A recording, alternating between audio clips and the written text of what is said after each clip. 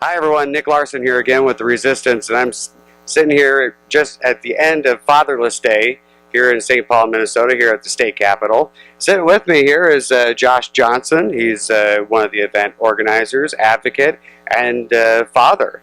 So Josh, now let me ask you, from Fatherless Day here in Minnesota, what did you think about the turnout? I thought it was good for what we have in our movement. I wish we would have got more. Hopefully next year we'll have that opportunity with a few more people involved and just getting the word out. You know, we're at about 481 likes on Facebook, and we'd like to be at 1 million. So hopefully we can get somewhere closer to where we need to be and get more people involved. So, but it was good. We had a good group of people out here, and they were here for the right reasons. So.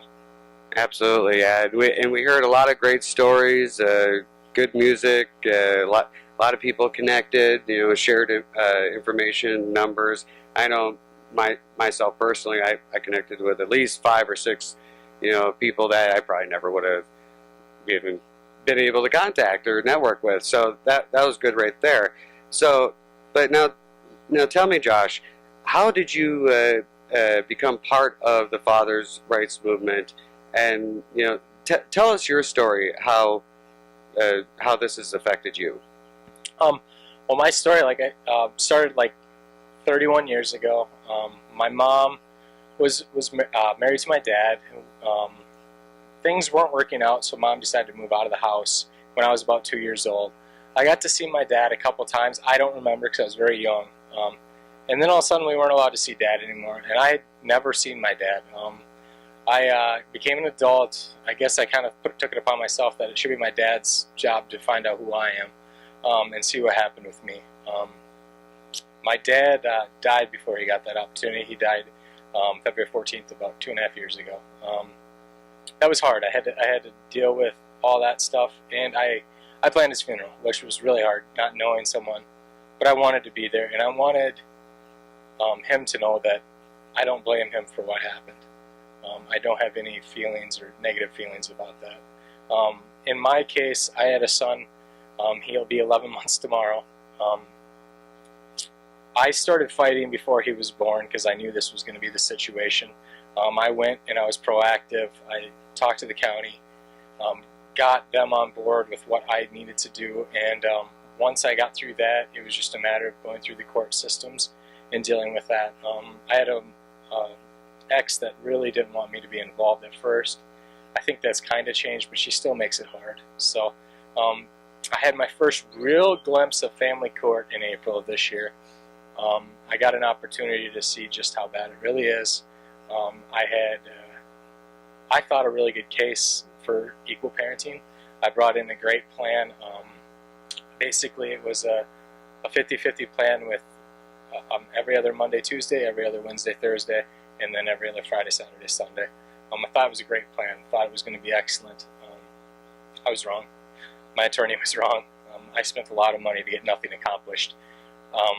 But in the end, it worked out for the better because we were able to come up with an agreement after the fact that worked out for us. It's still not perfect. I'm still planning on working towards what I need to be for perfect. I believe that I should be able to be with my son equal amount of time. And that's the most important thing to me, is just having my son. The ability to be there with him in the morning and to see his first smile of the day. Sorry. No.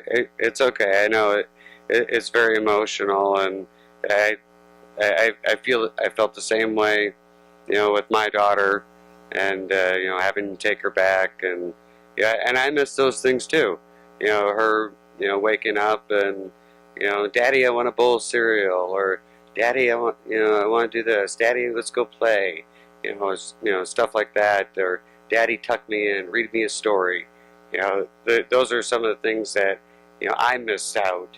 Not willingly, obviously, but now let me ask you, how much do you see your son now? Right now, our agreement is I get him on Tuesdays from 6 to 8, Thursdays from 6 to 8, and then every other Friday, Saturday, Sunday. I pick him up Friday at 6, and I drop him off Sunday at 8. So, and then whenever she can't find a sitter or something like that, she tries to let me take him. so that's kind of nice. And I've had a couple extra overnights, but before my court case, there was 256 days that I could have, or nights that I could have possibly spent with my son. I got 3, and that was the hardest thing for me, to know that. I mean, I was there when my son was born. I cut his umbilical cord. I went through all that stuff, and I knew once we got out of the hospital that this was going to be hard. And we went to her place, and I had to leave him that night for the first time. And I cried all the way home.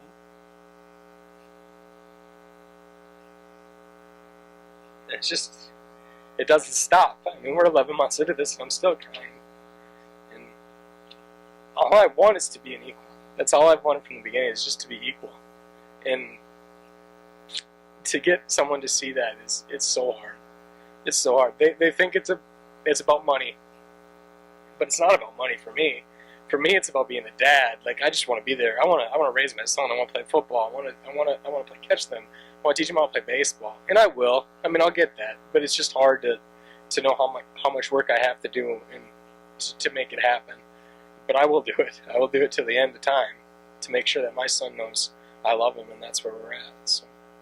And and that's right there. That's the mark of a not only a good father but a great father. Not giving up. Fighting to the bitter end. And I pray that you get what you deserve. And what your son deserves as well. Now, throughout the day today, we heard a lot of stories. Were you shocked at all to hear that most of the stories had a very similar storyline to them? No, but that's because I've been involved long enough to know that this is what we're dealing with. I've heard probably more than any man needs to hear about how bad things are, and it's what gets me is if I do hear something new that's shocking. When I hear something that I haven't heard before, because now with being involved with the national people as well, you get to hear a lot of stories, and you get to find out what's going on and how people are treated in family court, and mostly men. There's women that get treated the same way. That it's just not right. It's not fair, and hopefully we'll get that changed. So. Okay, so Josh, what would your advice be to those men out there that are either married or have a significant other, girlfriend, whatever, and have a child, or looking to have a child? I mean, what would your advice be to them to make sure that their rights don't get trampled on, or something like this doesn't happen to them? Make the right choice in the woman. No, it's really hard. The most important thing is, if you feel like this is coming on, you need to start being active. You need to go out. You need to, if you break up, you need to get a custody order in place ASAP. And it has to be in place. And you have to use, the parenting time is hard. But if you start out equal, it'll continue to be equal. And they will, a lot of people make the mistake of waiting, not worrying about having a parenting plan written up, not going forward with it. You need to have that parenting plan written up immediately so that the judge honors that parenting plan. And as long as you're taking your child every other weekend or during the week, you need to document when you have your child and make sure you're doing that all the time. Just get a binder. I mean, I use this for mine, and I just keep everything in here as far as when I had my son, the times I had my son. And it's very simple. And if you do it every day, you don't have to go back and do it at the end of the month. So basically, like a visitation log, basically. Yep, exactly. If you have that, a judge isn't going to change that, more than likely, unless there's a reason. So unless there's an abuse or something like that, they're not going to change it. They're going to go with what you have in place. So the best is to get your child as much as possible and spend as much time with them as possible, which every dad should want to do. I would love to have my son all the time. I'm realistic and understand that he needs to see his mother also. And I believe that equal parenting time should be allowed that way. And too bad our court don't see it that way.